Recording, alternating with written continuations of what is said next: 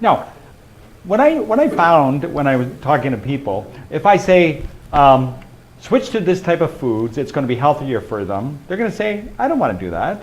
I like the foods I eat. But if I say to them, if I could show you how to have 10 or 20 healthy years, would you be interested in making those changes?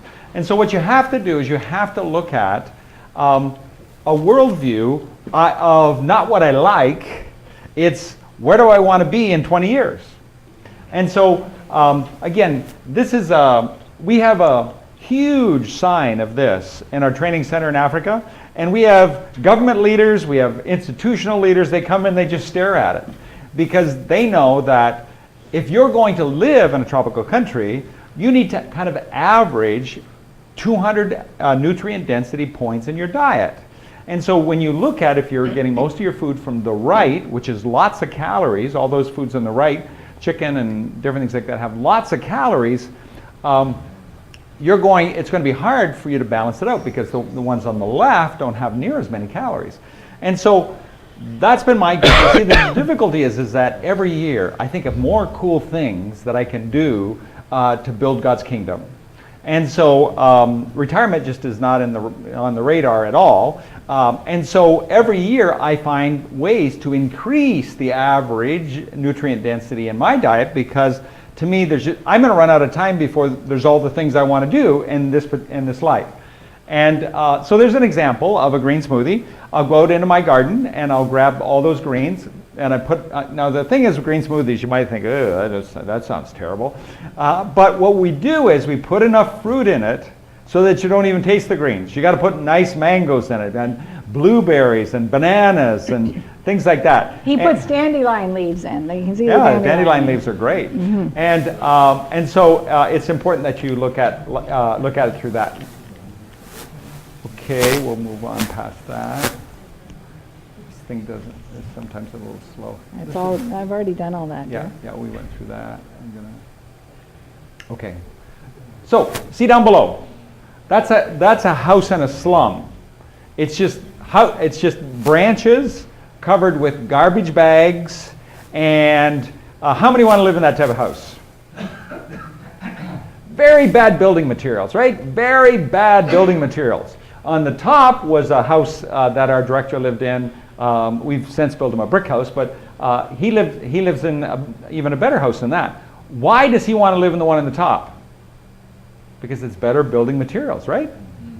So you can't look at food as just pleasure. You have to look at its basic building materials. I talked to Ben, he does renovations. And Ben, there's a lot of difference in the quality of building materials that you could put in your home, am I right? And so the thing is that you have to look at what do you want to do with the only temple that you've been given. And a number of times in Deuteronomy, this is Joshua talking to the children of Israel. This day I set before you life and death. And then it said what? Choose life. So what we want to do is we want to develop a biblical worldview. And the biblical worldview is that every year that you are a believer, you are more important to the kingdom. Every year God gives me more wisdom, more knowledge, more ability to help other people. And I am so sad when I hear of people that I know could live another 10 years and be effective. I'm sad when they're taken out, like Billy Graham developed Alzheimer's. In the book Healthy at 100... Parkinson's, dear. Parkinson's. And in the book Healthy at 100, he talks about 7 people groups where cancer almost doesn't exist, heart disease doesn't exist, and Parkinson's and dementia doesn't exist. It just doesn't exist in those people groups. But they grow all their own food. What would happen if Billy Graham would have had another 10 years? He was becoming the biggest influence in the kingdom, and then he got Parkinson's. Now I know he's still praying and doing other things, but the biblical worldview is that you need to. I'm going to just move through this fairly quickly because we don't need to. Bingo, bingo, bingo. I think we're beating these guys up enough. Okay, so this is one of the best researchers on nutrition today. Here's what he says. Dr. Campbell claims that a whole food, not packaged, not processed, not changed, plant-based lifestyle can prevent 95% of all cancers, nearly all heart attacks and strokes, and even reverse severe heart disease. Now, the problem is, guys, is that it's hard for you maybe to believe that. But I have read probably 2 books a week for the last 10 years on this particular topic. I've read 1,000 books on the different research. And it's pretty hard to ignore the fact that most of our diseases are preventable. This is an interesting book. This is written by a medical doctor. And you might identify with this. She lived in San Francisco, and she had all kinds of patients that came from other countries. One girl came from the Amazon, and she moved to San Francisco, was there for about 20 years. Over a 20-year period, she started getting all these diseases. She had Crohn's, like stomach problems, and arthritis and different things like that. She was from Brazil in the Amazon rainforest, and she had to take time off work. So she decided to go home for 3 months, and she lived like in the rainforest. And she went back, and after a month or 2, most of her medical conditions reversed. When she would go back to San Francisco and start eating packaged, processed, empty food, the diseases came back. And so this doctor wrote this book called The Jungle Effect, that when people live, the closer people live to their food source, the healthier they are. And she wrote this other book. It's called Pharmacology. You ever heard of pharmacy and different things? Well, she's talking about total health from the ground up and how that's very important. This is a Christian doctor, Dr. Joshua Axe. He talks about the closer we are to our garden, the better it is. And so I grew up on a farm. For me, when I wanted to snack, I would go into the garden and eat sweet peas, or I'd eat raspberries, or I'd eat strawberries. And Linda grew up in downtown Toronto, cement front yard, cement backyard. When I met Linda, she had all kinds of allergies and things like that. And I didn't know a lot back then. That was 25 years ago, but we tried a few things, and she was able to reverse most of the things. She has to work a lot harder at her health because she grew up in cement. I grew up where I could sit in the garden and eat green sugar peas all day long. Or eat, I sat up in an apple tree and ate wild apples by the hour. And so, this is an idea that people are wondering if it's possible. Is it possible to be disease-free? Now, this is just my guess. I'm 64. I feel like a 45-year-old, but I think a lot of people who get older than 60, they progressively, their best friend becomes their doctor. Am I right? Appointment after appointment after appointment after appointment. Does that glorify God? So we need to ask questions. We need to say, what perhaps is causing this? And so right now we're going to talk about the 10 principles of how to create a health-promoting garden. And this is the thing that is, my guess is most of you have a house that you don't want a garden in. Am I right? Am I right? Maybe you're in a condominium, or gardens seem kind of messy. And we can talk about condominiums, and you can do container gardens where you can actually grow a lot of food. But what I want to do is I want to talk about the 10 principles of growing organic food, and you can do them anywhere. You can do them in your balcony. You could do them in a 4x8 area. You see some of the boxes that we have out here, and you can see what we're trying to do there. Now, this is an example of what one of our projects looks like in Africa. And it was designed by the guy that I mentioned at the beginning, John Jevons. That's his book on the bottom left.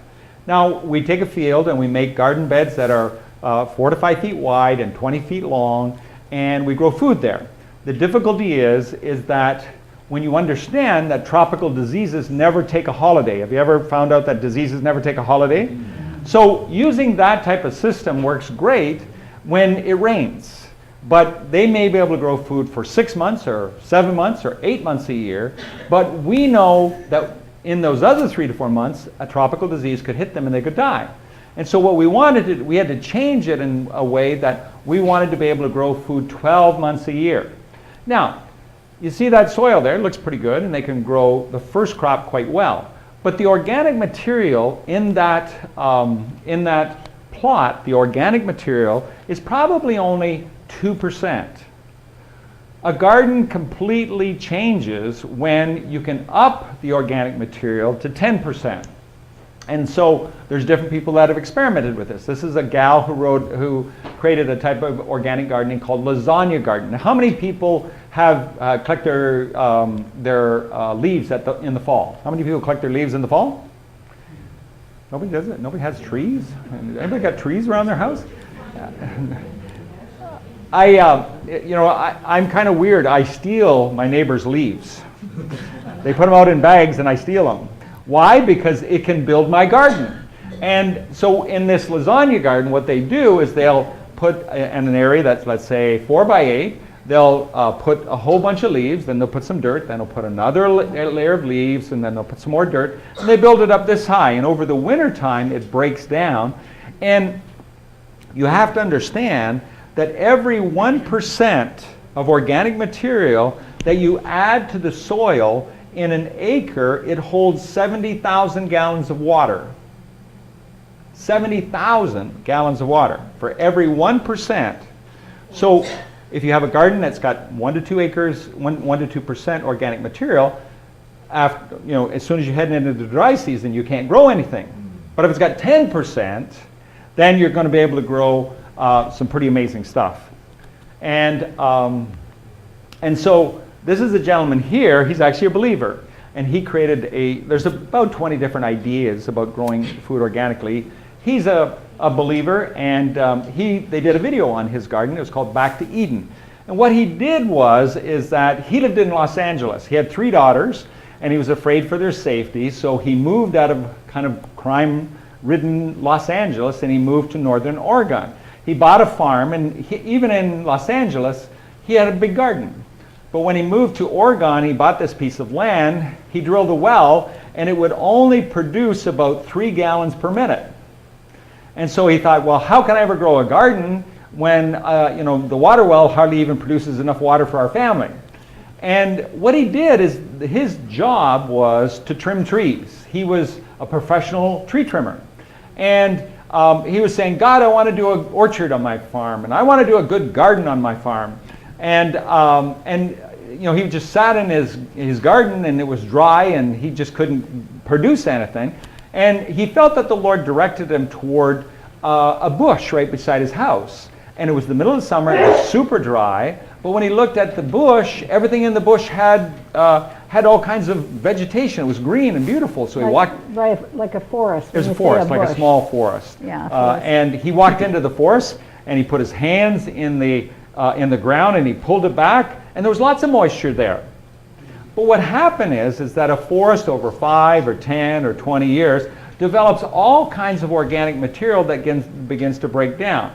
Now, in Indonesia, are there tropical rainforests? Okay, a lot of them. In a tropical rainforest, they can take 12 feet of water over a period of 3 to 4 days because they probably have 48 inches of organic material that's been there for years and years and years. That they may have 12 feet of organic material, and it doesn't wash everything away. And if it's a forest that's been around for a while, because the organic material holds the ground. And so what he did is in his farm, he basically put down 3 inches of compost, and then he put down 8 inches of wood chips because he worked as a tree trimmer. And basically let it sit for a few months over the winter time, and as they did get some rain there, it began to break down. The next year it was brown, and he could start to grow food there. And believe it or not, that video on the left has been shown by a million people have watched that video. He's a believer, and he blatantly says that the way we do agriculture in terms of chemicals and tractors and all that kind of stuff really doesn't work. And we need to use God's covering. And God's covering is the organic material that is naturally there. He'll have anywhere from 50 to 100 people come from all over the world to come see his garden because he doesn't need to put water in it. He doesn't add fertilizers. And basically he just takes his hoe and makes a row and he plants food. But he has about 10 to 12 inches of organic material in there. And so the first principle of organic gardening is you have to build the soil. And I can't stress that enough. And where I live at Yonge and number 7, and I've got a fairly big yard, but it's clay.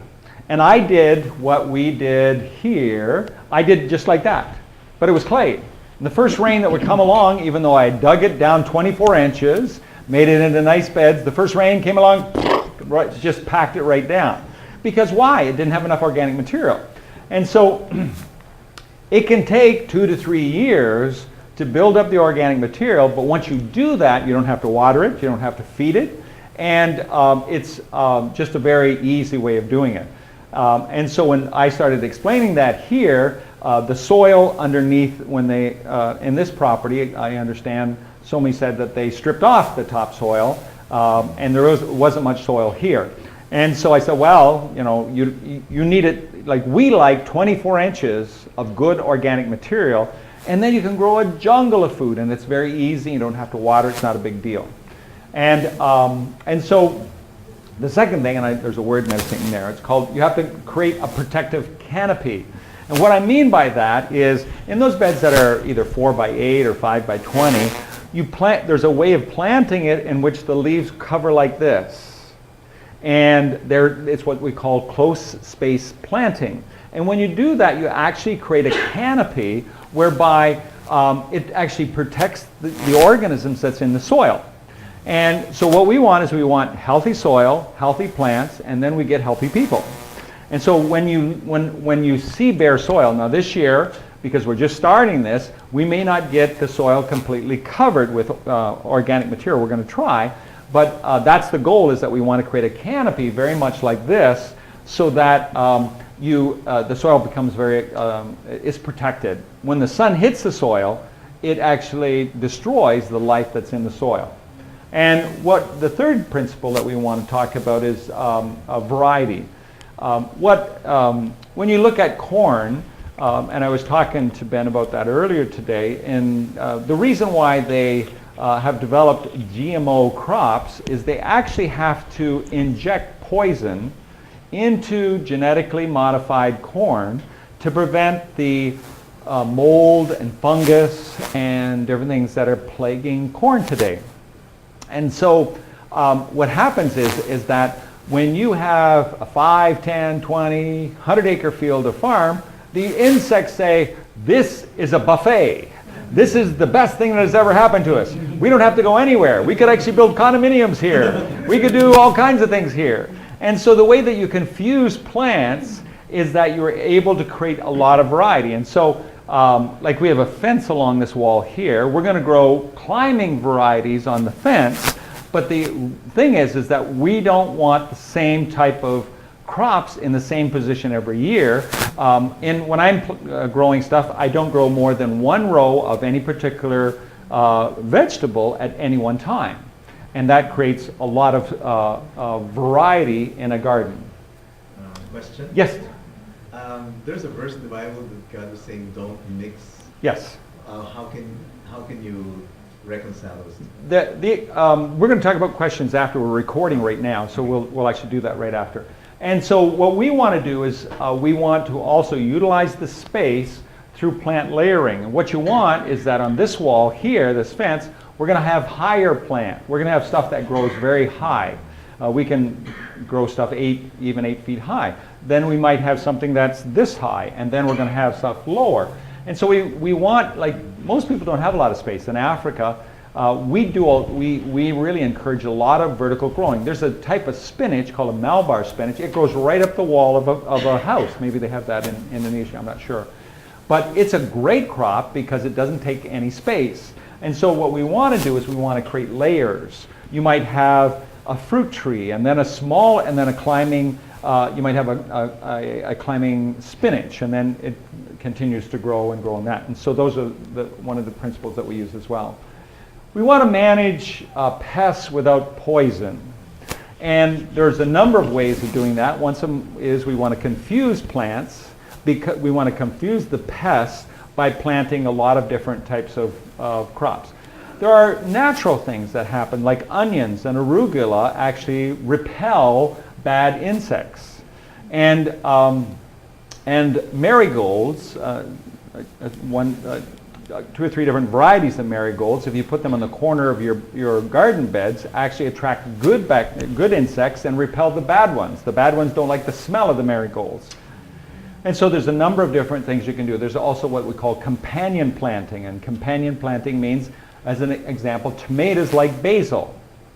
They work well together. Asparagus and basil seem to work together. So there's a whole things of planting varieties together where they actually become stronger. And so we want to do natural pest control. As I mentioned before, there's something magical in the soil when you get 24 inches of good organic material. Plants grow effortlessly. You don't have, see what happens is that pests and things that chew up your vegetables are an indication. These type of insects only go after weak plants. Plants that are very strong have very tough skin on them, and the insects don't like chewing them. And so the stronger your garden is, the less problems you're going to have with pests. And so what we want to do is, if you have a garden that is 24 inches of organic material, eventually, it takes 4 to 5 years to get that, then the roots go very deep into the ground, and they're grabbing all kinds of nutrients, and the plants have an amazing dark green color to them. And so we want to go deep, and we want to go dark as possible. And we want to plant plants that build your immune system. So we want healthy plants, we want healthy soil, we want healthy people. Again, now what you want to do is, I believe that everybody should enjoy their food, right? They should enjoy their food. But you have to really understand food to be able to understand that taste is important, but the nutrients are important. So what I try to do is I'm always trying to find ways to hide greens in your diet, in your food, so that you don't taste them. It doesn't change there's all kinds of greens, like that Malabar climbing spinach that I talked about. It doesn't have hardly any taste at all. But you have to understand that green leaves are like a factory. In a green leaf, there's probably 4,000 to 6,000 different chemicals that are needed to produce what a leaf produces. It turns out that those chemicals are also very important for us. Leaves are in the sun all the time, right?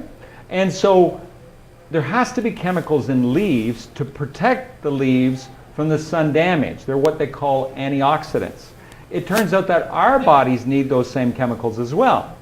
So if you look at root vegetables are beans, they're good, but they're basically storage.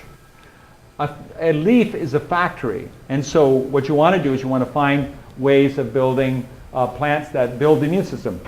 And the interesting thing is the same plants that protect the plant, like the certain types of leaves protect like arugula is a great example of it protects a garden. But it turns out that the chemicals that are in arugula are also the things that protect our bodies as well. And what you want to do is you want to keep planting. And what I mean by that is that, let's say you've got a garden and it's 4 by 8. It's only 4 foot by 8 foot.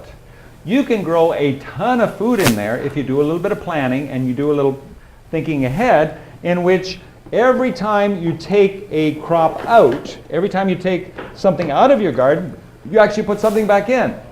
And so this is an example of a little planting tray. Now is, we're into May, and a lot of times people plant their gardens after the May 21st weekend. But you could actually, these are cool because they're slotted, and to water them, you just put about this much water in the bottom of the tray, and it's self-watering. And so you don't have to buy those. You can use little yogurt cups and put holes in the bottom. And so beans, as an example, they like warmer weather.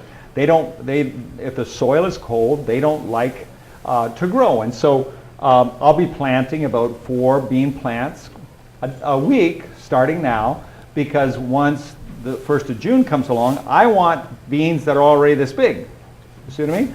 And it doesn't take up much space to do that. So I'll be probably having, 20 or 30 of these, and I'll be planting them out as they grow. If you know what you're doing, then you could actually grow food for 6 months a year. And that may seem like a hard thing to do, but it's actually possible. So, for instance, peas are something that like a cold start. They like cooler weather. And so planting peas now is a very good thing. All the greens, like the lettuces, the Swiss chard, the kales, all those type of arugula like to be planted now, and they like to be planted in the fall. And so if you know a little bit about it, you can actually keep planting all the time. Because what you want to do is you want to keep the ground covered. You want to keep it covered because in 1 teaspoon of good organic material is more living organisms than the whole population that's on planet Earth.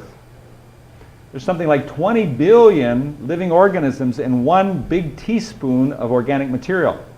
You expose that to the sun, it dies very quickly. And all of those things are working for you. And we want to also plant plants, and it's going to take us a little while, but we want to plant plants here that keep coming back. You know, like different types of asparagus. I like rhubarb because I put it with fruit, and there's all kinds of things that you can make with that. But there's different types of greens that you can use that just keep coming back over and over and over again. And we want to be able to save the seeds, because if we buy good organic seeds, then we can save them over again. Oh yeah, as an example in this, there is a type of onion called a walking onion, and it produces a bulb at the top. And what happens is in the fall it falls over, and that seeds right beside it. And that's why they call it a walking onion. It's basically a perennial because it self-seeds itself. It seeds over and over and over again. And so almost in every box out there, I want plants that are going to protect the other plants. Onions, bugs don't like onions. And so we're going to have, hopefully we'll work it out over the next 24 months on plants that are going to protect the rest of the garden. We also want ground cover. So as an example, comfrey is not something you can eat, but it grows these big leaves that produces lots of nitrogen, and so every one of those boxes eventually will have a comfrey plant in it, and you'll chop that about 3 or 4 times during the summertime and just lay it on top around all the other plants, and it creates a living mulch. And those are all things that help you understand what we're trying to do here. And so we're going to save the seeds. So I personally believe that there's a difference between the world and the earth. If you follow me, the Bible says that you know the earth will be filled with the knowledge of that's supposed to be the glory of the Lord. Sorry, and I typed that out myself rather than copying it. And the world, when it talks about the world in the Bible, that's a system. The world really represents political governments. The earth is the thing that God created. And I believe prior to the second coming of Christ, Christians will understand how to steward the earth, will love his creation, and will be the healthiest people on the planet. One of the interesting things is that in that National Geographic study, one of the groups that they actually have included in the longevity, the people who live the longest, are the Seventh-day Adventists. They use a community of Seventh-day Adventists in California. They live like 10 years longer than anybody else in California. And they're primarily vegetarians. And so we think that meats and sweets and dairy are okay for a little bit of taste, but it's not supposed to be the main course. And so meat is an example, cut up and added to a one-pot wonder, like a stew or stir-fry, actually creates a lot of flavor. Am I right? But eating a big old, like I grew up on a farm, and we had a steak that wouldn't even fit on the plate. And if I kept doing that today, you know, I'd be on all the medications that everybody else are on my age. And so it's important for us to do that. And so I just have a couple other points. I love creation. In terms of, I can just see God in creation. I just see the wonder of it. The more I study creation, the more I think God is pretty cool. And so it doesn't say that you are the salt of the world. It says you are the salt of the earth. That's creation. You're meant to, and then it talks about you are the light of the, in the next verse it says you're the light of the world, right? But you're the salt of the earth. That's creation. Okay? You're meant to change creation, and you're supposed to be a light to the world, but you're also supposed to be the salt that changes creation. And so I believe we can glorify God in our bodies. When you look at Caleb, he was an older man, full of years, and he wanted to take on the next mountain. And so after this, if people are interested, I can send you, we can get people's emails addresses. I can send you digital materials. We could even create a user group of people. When they ask a question, then the answer goes out to everybody. That type of thing. So that becomes a real support. On YouTube, there's about 4 or 5 different sites that they have 3 to 5 minute videos. If you watch them, you would actually be amazed what you could learn just on YouTube. If you have a particular type of food that you want to grow and you don't know how to grow it, just ask YouTube. Google it. And as I mentioned, and for our school in Kenya, I actually have 1,200 digital books on my e-reader. So there's tons of good materials that show you how to do it. We're pretty serious that we can be disease-free. And so one of the interesting things is I go to churches in Kenya all the time, and the scariest thing in Kenya is to speak and ask if anybody wants prayer for healing. Because 99% of the people will come forward. Because they got pesticides, they've got parasites, they've got headaches, they got malaria, they got all kinds of things. And I just refuse to pray for everybody. But what I'll do is I'll take about 10 minutes saying, you're here this morning and you are worshiping because Christ lives in you. And who does the healing? Who always did the healing in the New Testament? Christ did. Okay, so we've got some Christ here, we've got some Christ here, we've got some Christ here, we've got some Christ here. Man, all together, we got a lot of Christ. I heard it this morning when you were worshiping. You were worshiping the Father, you were glorifying the Father. And so one of the things that we are keen on is really trying to create this idea that the church could be disease-free, and we love praying for the sick. And so this idea of the church glorifying God in our bodies by being disease-free when everybody else's bodies are falling apart is we have the promises of God. Am I right? You will lay hands on the sick and you'll be healed, right? And I hardly ever pray for the sick by myself because I want lots of Jesus. And I was watching you guys this morning. You were worshiping this morning, right? I realized one thing. Before I was a Christian, I didn't want to worship. I didn't want to read the Bible. I didn't want to pray. And I didn't even really like people. When I prayed and said, God, forgive me and come into my life, strange thing happened. I wanted to worship a little bit. I wanted to pray a little bit. I wanted to read the Bible again. And all of a sudden, I kind of like people. That's been a miracle in my life for 43 years. I'm surprised that I want to worship, I want to pray, I want to read the Bible, and I like people. And I don't think it has anything to do with me. I think it has everything to do with the seed of Christ was put in my heart 43 years ago, and that thing has grown. And so, in the church, there's enough power to heal anybody. But it's really understanding that I'm part of the body of Christ. You're part of the body of Christ. You're part of the body of Christ. You're part of Christ. And I need the body of Christ. I need the body of Christ. Mm-hmm. 2 of our kids were born with clinical asthma. Our one son was in the hospital 9 times before he was 2. And we just got people to pray. And I knew, because we were hanging around believers and we were telling them, that he would get healed. And he came home after his 2nd birthday in Sick Kids Hospital, and we prayed for him, and all of a sudden the presence of God came into our house, and he was healed of 45 allergies and asthma instantaneously. It had nothing to do with me. It had to do with the fact that I got a lot of Jesus praying for him. A lot of Jesus, a lot of Jesus, a lot of Jesus, a lot of Jesus. And so I believe we have something the world has no idea we have. We don't even know we have it. You know what I mean? And so when the mighty man of God comes on Sunday, he can heal the sick. And that, to me, is just bunk. It's not biblical. It's just not right. Now, different people do have gifts of healing, But the reality is that we have the promises of God and we have the provision of God in creation that we can be disease-free. Okay? So if you want to, I'm heading down that road of being disease-free long-term. If you want to grow there, if you want to go there, I'm happy to share whatever information I have and help you in that process. But the reality is I'm not convinced we have to be sick. I'm not convinced we have to die, painful lives that are, just being robbed of the enemy. Okay?